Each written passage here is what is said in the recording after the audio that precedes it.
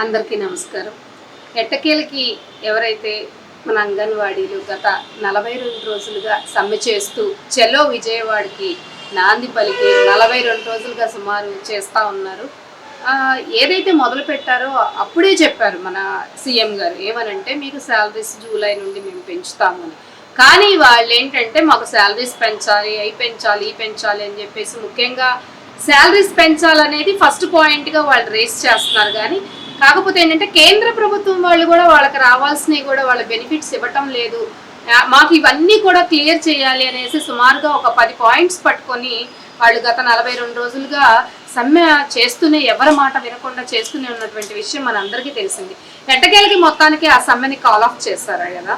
నిన్న ఏదైతే త్రిసభ్య కమిటీతో ఇప్పుడు గ్రూప్ ఆఫ్ మినిస్టర్స్తో అందరితో కూర్చొని వాళ్ళల్లో నాయకులు ఎవరైతే ఉన్నారో వాళ్ళందరినీ కూడా పిలిపించి మాట్లాడటం జరిగింది. ముఖ్యంగా ఈ దీర్ఘకాలిక సమ్మె వేతనాలకు సంబంధించి వేతనాలు పెంచడానికి అని చెప్పేసి అంటా ఉన్నారు. కాకపోతే జూలై నుండి వాటిని పెంచుతాము, ముఖ్యంగా దానికి ఒక కమిటీ కూడా వేస్తాం. చక్కగా మీకు ఏవైతే ప్రాబ్లమ్స్ ఉన్నాయో వాటన్నిటికి కూడా ఒక కమిటీని వేసేసి ఆ కమిటీ ద్వారా చర్చించి మరి మీరు ఏవైతే మీరు అడుగుతా ఉన్నారో అవన్నీ కూడా చేస్తామని చెప్పేసి మన మినిస్టర్ బొత్స గారు చెప్పడం కూడా జరిగింది.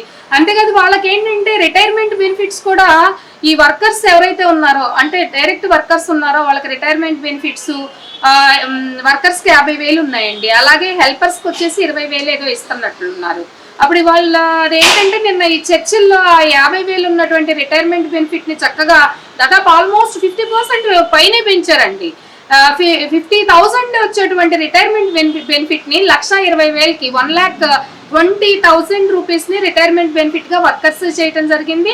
ముఖ్యంగా అలాగే హెల్పర్స్ ఎవరైతే ఉన్నారో వాళ్ళకి వస్తున్నటువంటి 20,000 రూపాయలని 60,000 రూపాయలకి రిటైర్మెంట్ బెనిఫిట్ చేయడం జరిగింది.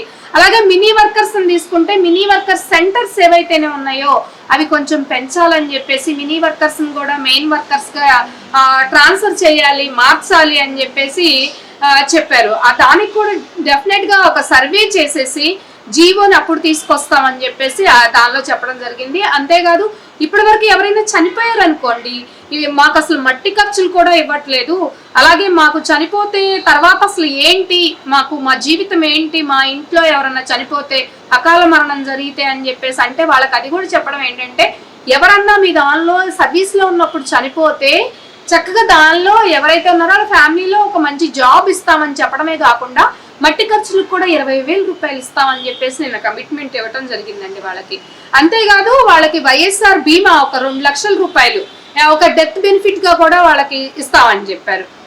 అలాగే ప్రమోషన్స్ పాయింట్ ఆఫ్ వ్యూలో తీసుకుంటే ప్రమోషన్స్ కూడా 45 ఇయర్స్ ఉండేది, ఇప్పుడు 45 నుండి 50 ఇయర్స్ చేశారు. రిటైర్మెంట్ ఏజ్ కూడా 60 ఇయర్స్ ఉన్నదాన్ని 62 ఇయర్స్కి చేశారండి. ఎన్ని బెనిఫిట్స్ ఇచ్చారు. మరి ముఖ్యంగా టీఏ తీసుకోండి, టీఏ అది అసలు 2017 నుండి సెంట్రల్ గవర్నమెంట్ ఇవ్వాల్సినటువంటిదంట.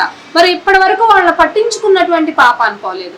అట్లాంటిది సరే ఆ సెంట్రల్ గవర్నమెంట్ దాన్ని పక్కన పెట్టండి, సరే మేము స్టేట్ గవర్నమెంట్ నుండి మేము టీఏ అనేది మీకు ఒక 1,000 రూపాయల దాకా మేము ప్రొవైడ్ చేస్తామని చెప్పేసి ఆ విధంగా కూడా వాళ్ళకి ఇది చేయటం జరిగింది. అంతేకాకుండా వాళ్ళకి ఏవో 4 రకాల యాప్స్ అప్లికేషన్స్ ఉన్నాయట, అది కూడా మొత్తాన్ని ఒకే యాప్ లోకి కన్వర్ట్ చేసి చక్కగా దాని నుండి కూడా ఏదైతే ఇప్పుడు ఉన్నాయో యాప్ ద్వారా వైఎస్ఆర్ సంపూర్ణ పోషణ కావచ్చు, మెనూ కావచ్చు, ఇట్లాంటివన్నీ కూడా కలిపి ఒక యాప్ లోకి కన్వర్ట్ చేయమని చెప్పేసి వాళ్ళు కోరటం జరిగింది. దానికి కూడా కమిటీతో చర్చించి చెప్తా ఉన్నారు. ముఖ్యంగా అదేవిధంగా సంక్షేమ పథకాలు ఏవైతే ఉన్నాయో ఇప్పుడు జగనన్న ప్రొవైడ్ చేస్తున్నటువంటి సంక్షేమ పథకాలు ఏమున్నాయో ఇప్పటి వరకు ఈ అంగన్వాడీస్ కి అందట్లేదు అనమాట.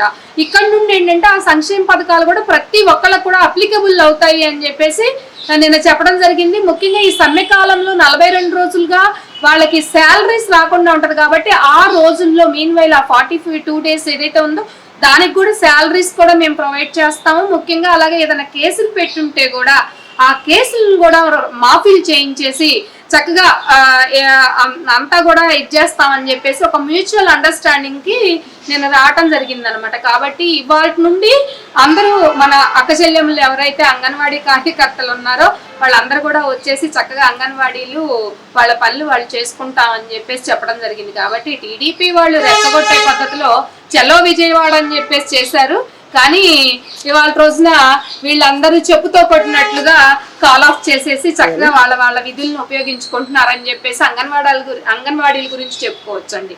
ముఖ్యంగా మరి ఇంకోటి తీసుకుంటే మనకి జగనన్న ప్రభుత్వం వచ్చిన తర్వాత అసలు వీళ్ళు ఇప్పుడు 42 రోజుల నుండి సమ్మె చేశారు కదా, అసలు సమ్మె చేయకుండా వాళ్ళు అసలు ఏది అడగకుండా దాదాపు ఇప్పుడు ఒక 5 సంవత్సరాలుగా జగన్మోహన్ రెడ్డి గారు తీసుకుంటే అంగన్వాడీస్ కి ముఖ్యంగా శాలరీస్ పెంచి 11,500 రూపాయలు శాలరీస్ ఇస్తున్నారు. అదేవిధంగా పారిశుద్ధ్య కార్మికులను తీసుకోండి 18,000 చేశారండి వాళ్ళ శాలరీస్ ని. అలాగే ఎలక్ట్రిసిటీ డిపార్ట్మెంట్ తీసుకుంటే 21,000 చేశారు. టీచర్స్ కి 23% పిఆర్సీ కూడా ఇచ్చేసారు కదా, ఆ విషయం తెలీదా? ముఖ్యంగా మరి 108, 104 సిబ్బందిని డ్రైవర్స్ ని తీసుకోండి, చక్కగా మీకు 28,000 జీతాలు రావట్లేదా? నెల తిరిగేసరికి టెన్షన్గా. అదేవిధంగా మరి ఇప్పుడు ఆశా వర్కర్స్ కి 10,000, అలాగే ట్రైబల్ హెల్త్ వర్కర్స్ కి ఆయమ్మలకు కూడా అప్పుడు ఉన్నప్పుడు 400 ఉండేదండి. 400 దేనికి వచ్చేది? ఏకంగా జగనన్న వచ్చిన తర్వాత 4,000 రూపాయలు చేశారు. ఈ విధంగా అడుగడుగునా కూడా సీఎం గా అయిన దగ్గర నుండి అందరికీ న్యాయం చేస్తా ఎంత చక్కగా పరిపాలిస్తూ ఉంటే ఈ విధంగా అనుచిత వ్యాఖ్యలు చేస్తూ కించపరుస్తూ రకరకాలుగా బాణాలను సంధిస్తూ ఏం చేస్తా ఉన్నారు. కాబట్టి ఏంటంటే మీరు ఎన్ని కుటిల రాజకీయాలు చేసిన ఒక వానర సైన్యం లాగా అందరూ వచ్చినా కూడా జగన్మోహన్ రెడ్డి గారిని ఏమీ చేయలేరు. ఇప్పుడు ఒకటి మేము అనుకుంటున్నాం, ఇప్పుడు స్టార్ క్యాంపెయినింగ్స్ చేయడానికి రకరకాల జాతీయ నాయకులు ఆల్రెడీ ఏపీలోకి వచ్చేసి సంచరిస్తూ ఉన్నారు. కాబట్టి మేము ఒకటి చెప్తా ఉన్నానండి, ఇక్కడ మాకు ఏపీ రాష్ట్ర ప్రజలే star campaigners. Be ready for